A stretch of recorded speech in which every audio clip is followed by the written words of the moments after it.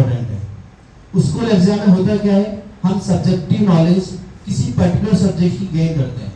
For example हमें maths का subject exam देना है, उसमें हमें अच्छा स्कोर करना होता है। साइंस के एग्जाम में हमें अच्छा स्कोर करना होता है, और उसके बाद हमारी ओवरऑल क्लास के अंदर रैंक डिसाइड हो जाती है कि हम क्लास में किस पोजीशंस में हैं, उसके अकॉर्डिंग हमें अवार्ड मिल जाता है।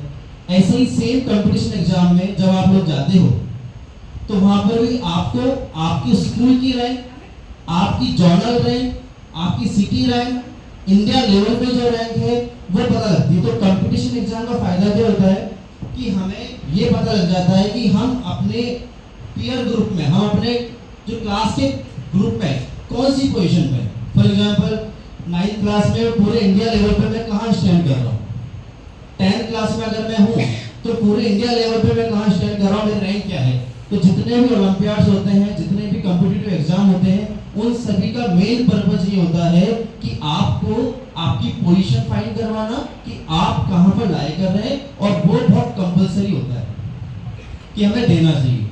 अर्ली स्टेज में हमें कंपटीशन एग्जाम को क्यों देना चाहिए, इसका मैं फायदा आपको बता देता हूँ।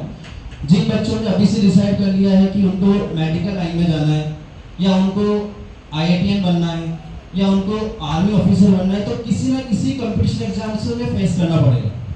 लाइक मैं सबसे इम्पोर्टेंट बात करूं, जैसे कि मैक्सिमम बच्चे यहाँ आर्मी पर्सन से बिलोंग करते हैं, तो NDA के एग्जाम बहुत सारे बच्चे देंगे। कितने बच्चे NDA के एग्जाम देंगे फ्यूचर में? बहुत सारे बच्चे। अच्छा, कितने बच्चे हैं जो मेडिकल लाइन में जाना चाहेंगे? Very good. कितने बच्चे हैं जो IIT का एग्जाम देना चाहेंगे? मतलब अगर मैं इन सबको डिवाइड करूँ ना, तो अप्रोक्स से बराबर ही चल रहा है। मतलब या तो कुछ बच्चे से यहाँ पर ऐसे भी बैठे होंगे जिन्होंने अभी तक कुछ डिसाइड नहीं किया है, या वो डिसाइड करने वाले हैं। तो उसमें सबसे इम्पोर्टेंट रोल बच्चों के साथ साथ पेरेंट्स का भी होता है। यहाँ पे कुछ पेरेंट्स बैठे हुए हैं, उनसे भी मैं थोड़ी देर में बात करूंगा कि वो किस तरह से बच्चों को डील करते हैं कि हमें आगे फ्यूचर में बच्चों को किस डायरेक्शन में ले जाना चाहिए।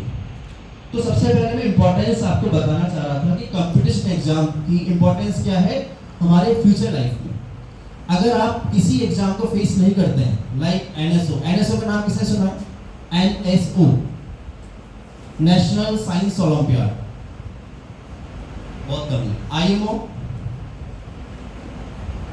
इंटरनेशनल मैथमेटिक्स ओलंपियाड, बिल्कुल बहुत सारे बच्चों ने सुना है। Okay, Pre-RMO, good, pre regional mathematics olympiad. IJSO, बहुत कम बच्चे। तो मैं आपको थोड़ा सा डिस्क्रिप्शन दे देता हूँ ओलंपियाड्स के बारे में। जनरली दो टाइप के ओलंपियाड होते हैं, एक तो गवर्नमेंट बॉडी कंडक्ट करवाती है और एक प्राइवेट बॉडी कंडक्ट करवाती है। गवर्नमेंट बॉडी जनरली जो एग्जाम कराती है उसमें स्कॉलरशिप प्रोवाइड करती है आपको, और कुछ अच्छे कॉलेजेस में एडमिशन हो जाता है। लाइक IJSO से आप इंडिया को रिप्रेजेंट करते हुए आगे फॉरेन कंट्री में जाते हैं, और वहाँ पे कंपटीशन फाइट करके इंडिया में आपकी रैंक आती है। तो वो एक बड़े लेवल पे एग्जाम होता है, जिसकी स्टेज 1 हम लोग class 9th, 8th and 10th में दे सकते हैं। उसकी कुछ एज लिमिट होती है, तो वो बच्चे उसको IJSO को दे सकते हैं। उसकी प्रिपरेशन के लिए हमें मेंटोर तो देना पड़ेगा, मेंटोर तो हायर करना पड़ेगा।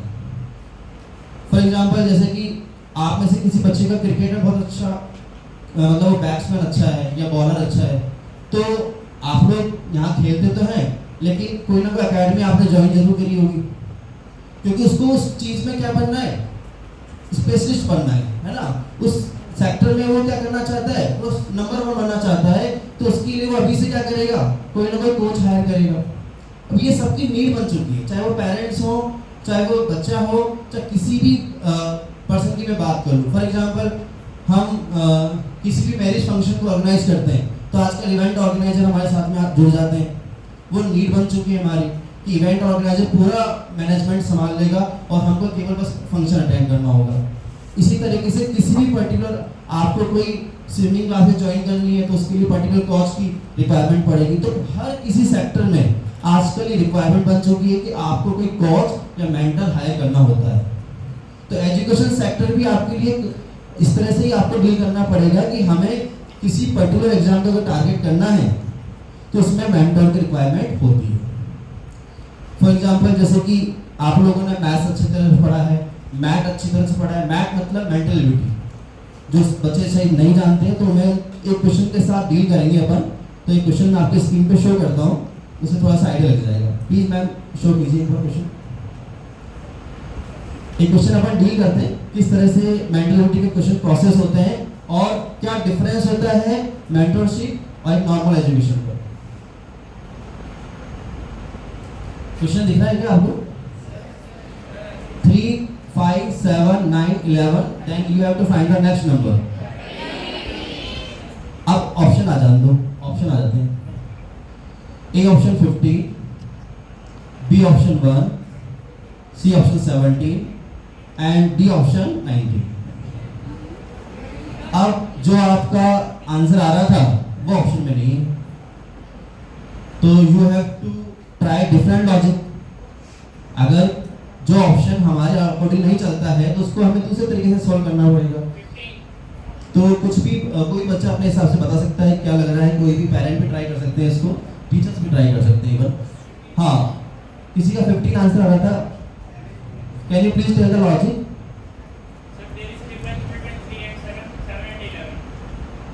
3 plus 4 7, 7 plus 4 11. Then 15 will come after question mark. Alternate. और किसी का कुछ answer? Yes. 17 logic prime number. अब आप लोग मैथ में ज्यादा अच्छे हो, तो क्या ये प्राइम नंबर की सीरीज है क्या? This is not a prime number sequence. 9 is not a prime number. 9 prime number नहीं होता है। 17 सर। सर लॉजिक 3 2 जा 6। 3 to the 6 minus 1 I think आप ये कह रहे हैं। 3 2 जा 6 प्लस 1 इसको करना चाहिए। हाँ हाँ। 7 to the 40 -3 वो लॉजिक नहीं बैठ पाएगा। वो तो अपन 17 लाने के लिए कर रहे हैं। 19 मतलब कभी कभी क्या होता है, हम जबरदस्ती करते हैं ना किसी के साथ, तो वो चीज़ हो रही है कि हमें किसी को खेलने ले जाना आता है ना, चल भाई साथ में चलता। Yes yes ma'am. 3 plus 5 8, 8 minus 1 7, 7 plus 5 12, 12 minus 1 11, so 9 plus 7 plus 9 those are 9. Then 30 नहीं आएगा मैम, कैसे भी कर लीजिए 9 ma'am. 3 plus 5 8 minus 1 7, 7 plus 5 12, 12 minus 3 9, 9 plus 7 16, 16 minus 5 11, 11 plus 9 20, 20 minus 7 30। घूम फिर के वहीं आ रहे हैं 13 पे, लेकिन 13 ऑप्शन में नहीं है। हाँ, कोई बच्चा ट्राई करो। अब अच्छा करो, मैं ना आपको एक ट्रिक देता हूँ। कभी कभी क्या होता है, ओलंपियाड, बहुत सारे ओलंपियाड ऐसे होते हैं लाइक एनएसओ आईएमओ, इनकी स्टेज 1 में नेगेटिव मार्किंग नहीं होती है। तो कभी किसी बच्चे को कुछ नहीं आता है ना, तो हम ये सजेस्ट करते हैं कि आप लोग कहते हैं ना गेस कर दो, तुक्का लगा दो, है ना। तो वो चल ट्राई करते हैं। तो ए ऑप्शन किसका लगा अच्छा है वो मैं देखता हूँ आज। ए ऑप्शन कितने लोग लगाना चाहेंगे? A option, okay, A option very good, बहुत सारे बच्चे हैं। बी ऑप्शन, मैंने तुक्का लगाना है, कोई लॉजिक नहीं है, मतलब ऐसे ही बी, मतलब लग आजमा रहे हैं किसके लग अच्छा है। बी ऑप्शन बहुत सारे बच्चे हैं। C option 17 and D option 19। Okay, मतलब इसमें तो कोई डिसाइड नहीं कर सकता किसका लग अच्छा है, लेकिन बी ऑप्शन में थे, तो आंसर इज बी 1। लॉजिक बताया था। अभी टाइम क्या हो रहा है? 11:30। उसके बाद आफ्टर 12 हो जाएगा। 12 के बाद क्या आएगा? 12:30। 12:30 के बाद क्या होगा? 1 o'clock। तो टाइम का लॉजिक है इसके अंदर 3 o'clock, 5 o'clock, 7 o'clock, 9 o'clock, 11 o'clock and after 2 hours answer will be 1 o'clock। 3 बज रहे हैं, 5 बज रहे हैं, 7 बज रहे हैं, 9 बज रहे हैं, 11 बज रहे हैं। 11 के बाद 2 घंटे बाद कितने बजेंगे? अब आप लोग क्या ये पहली बार पढ़ रहे हो इसलिए नहीं आया, ये हम हमारे बच्चों को हम पढ़ा देते हैं, पहले ही बता देते हैं। तो जब ये एग्जाम में आ चुका होता है तो उनको कोई दिक्कत नहीं आती है। और ये क्वेश्चन ऐसे नहीं कि मैंने क्रिएट किया है, ये क्वेश्चन आ चुका है एग्जाम के अंदर और उसका आंसर वही था। लॉजिक क्या है? क्लॉक का लॉजिक है। Is it clear? ये मेरे माइंड में अभी भी आए थे थोड़ी देर पहले, तो मैंने जो रिक्वेस्ट की थी